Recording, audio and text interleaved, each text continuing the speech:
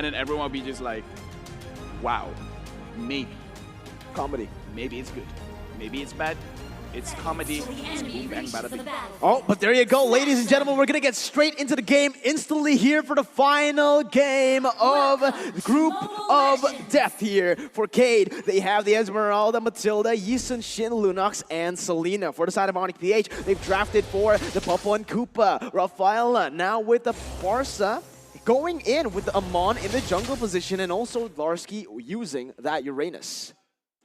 Oh, I'm surprised. Honestly, did not expect to see the Uranus out. And this was one hero I was hoping that will pull through, and that is the Esmeralda. But we must acknowledge as well, on the side of Cade right now, there is a comfort hero, a notorious hero on one of their star players, and that's Luis on his trademark, Luis Nox. Luis on his Lunox right Yeah, there. no, legit. Like, there are stories told of this Lunox in MPL Brazil wherein teams would just ban it out straight up, like, don't give it to Luis. Well, we'll see what happens here. Let's see what he can do on that Lunox right now. As so far, he is able to actually farm up really, really well, but it's going to be Prime Chunk. Really, it's half HP right there. Onic now still with the pressure in the early stages. This is what Amon wants to do as well. Using all the pressure from that the side lanes create to get a snowball going, to get maybe some kills. Different kind of aim on this time around from Onic PH. We last saw them play this in the mid lane. Hatred shouting out our previous M2 champions in Brenny Sports. Now it's being played in the jungle. Vilarski gonna be in trouble. Yeah, Larsky in a bit of a pickle right now, still able to get away. Now gets his ultimate, so the consecration is ready. It's going to be really hard to get a kill onto Larsky, and that's exactly what he knows. He knows the power spike. He is already going to go to cut the wave here with Amon also playing in that bottom side. It's going to be extremely safe, but wait a minute. Onic, they're looking to push every single wave now with the bottom side camped already. It's going to be the Feather Airstrike coming in. Prime forced to back away, and Amon has just been chunking that turtle down, so it's safe to say that the turtle will be taken uncontested for the side of the Onic Philippine team. In another slew of averting expectations, you would like to think I would build up the Filipino team. But right now, it looks like Cade understands the dynamics. And I think a lot of that is on the back of Prime, who in his day was once a top global #1 Selena player. So this is a very, very serious lineup that Cade brought. It is a serious lineup. They're not holding anything back right now. They are going to go for their comfort picks, for their favorite picks right here, because there's nothing to lose at this point. You win, you go to the upper brackets. You lose, it's over. You go to the lower brackets. The chances, the double chance that you would have in the playoffs will be taken away from you, and that's the way they've been playing as well. They've been very proactive on the map, and that's where we're going to have to see Mikey going in, instantly just taken down. Miscommunication coming, but it's going to be Luis actually jumping in with the Order of the Chaos, still able to discount some damage, but Kyrie jumps in back again to try to get a pick off. So far, 1-for-0 for the side of Onic PH. Too soon for Luis Didi to try that, but Lafel. Yeah, right now I'm looking at the draft from Onic Philippines, and what they should really do is pressure the side lane. They have a Popo Koopa, they have a Rafaela, there's a lot of sustain there, but they also have the Farsa to really push everyone out of the way. So I want to see Onic Philippines to be really aggressive on those lanes, especially when they have when we look at K, they have a lot of scaling heroes. They have the Esmeralda, they have the Yisun Shin, they have the Lunox. If Onic Philippines doesn't put on the gas right now, if they don't turn on turbo, it could spell trouble. It could spell trouble, man. Oh, Abyssal Arrow is going to whiff right there. Prime using Abyssal Arrows, but it's going to be Kyrie rotating to the mid lane, trying to get a cheeky gang inside. Goes back invisible, and that's going to be Beloyski flickering in front with the Holy Baptism, only connecting onto Mikey. It is the roamers. So far, Cade are still okay. Kyrie just being such a nuisance here, using that invisibility, utilizing it perfectly in this game so far. Yep, he's able to use it to bully away the opposing jungler. So there is an interesting relationship here between Kyrie and King. Yes, King has the superior vision, but Kyrie can bully him out. He can weave in and out of these traps set in by the Selena, set in by the Mountain Shocker. There is advanced vision on the side of Kid, but I guess Onic Philippines, the reason why they're owning the map so much is because they're making their rotations count. And look at this switcheroo. Marky has already moved down to the bottom lane. He's already finished up with the tier 1 up top, and Luis couldn't even answer back.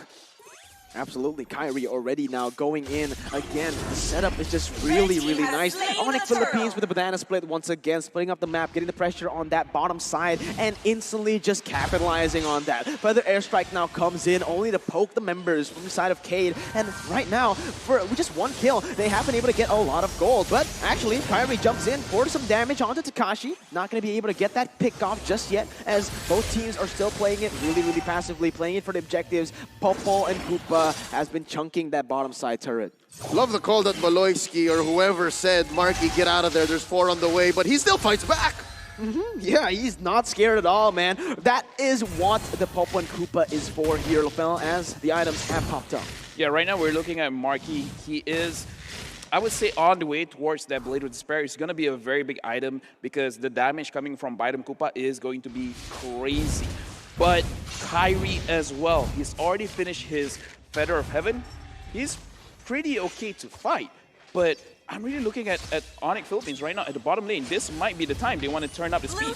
Takashi now caught in a bad situation, still able to run away right now, using the Purify to get away. But on the other side, Larski is also caught in a little bit of a pickle, but still has that consecration, still has that flicker. Onic Philippines, though, this is what they like to do. The banana split is coming in once again here, getting the second tier turret in the 6th minute of the game. I was about to say, there's so much that Onic PH is working with, and one of the main proprietors, one of the main reasons why is because of the CEO, Delarski up top. He's always been trying to get the attention of Cade, and finally, they bite and they get something, but at what cost? I'm guessing mid lane turret here.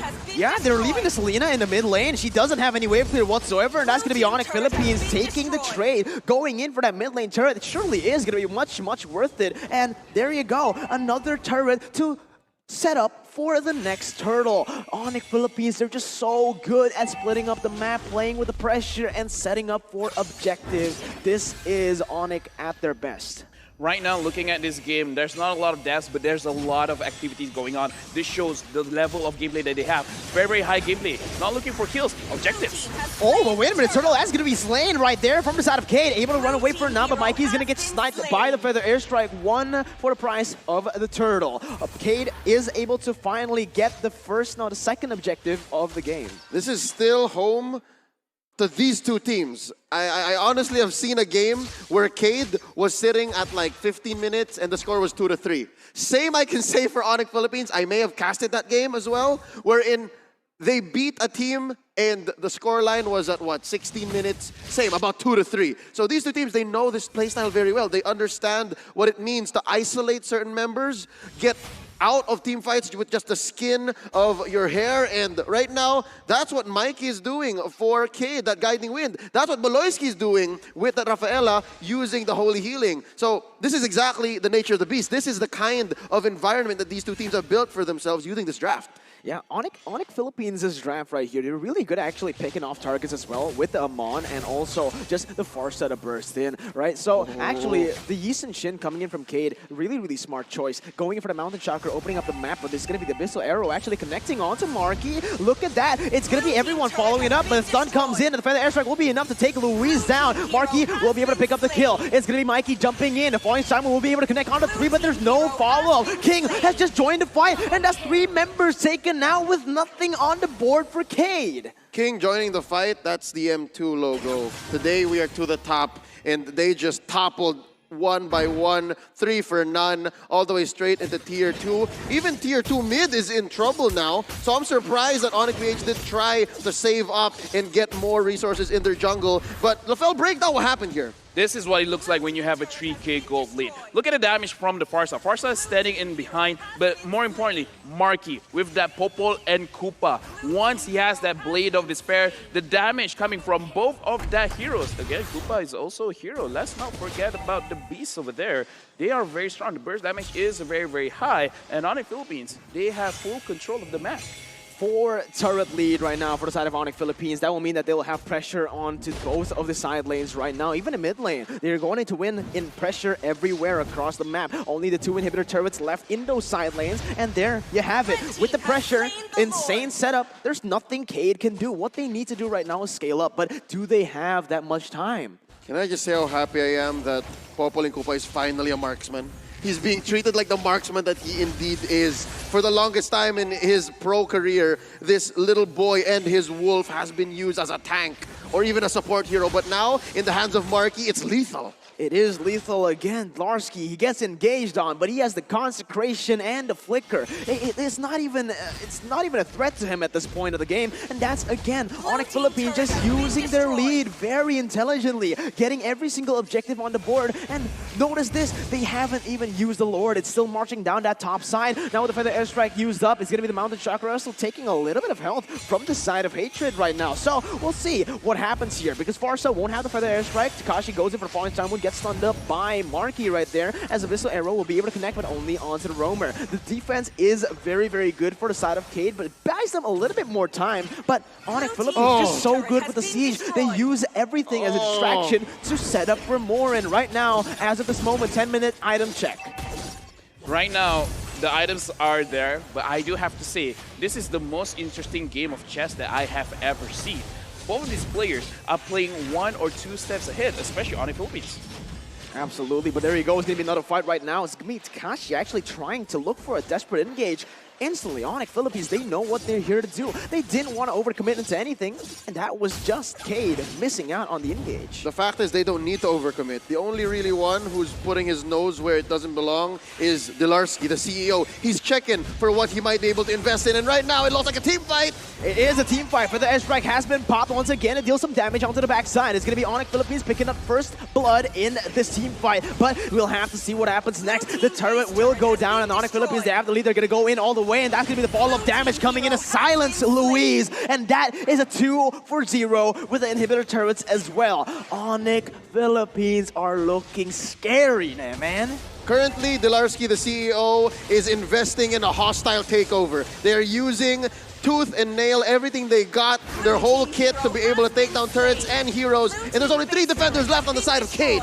Three defenders left from the side of Cade. Kyrie jumps in for some damage, able to get one more down, but it is going to be the base picked up. They are going to the upper brackets. Philippines, you have a representative. Again, both of the Filipino teams have made it qualified to the upper brackets.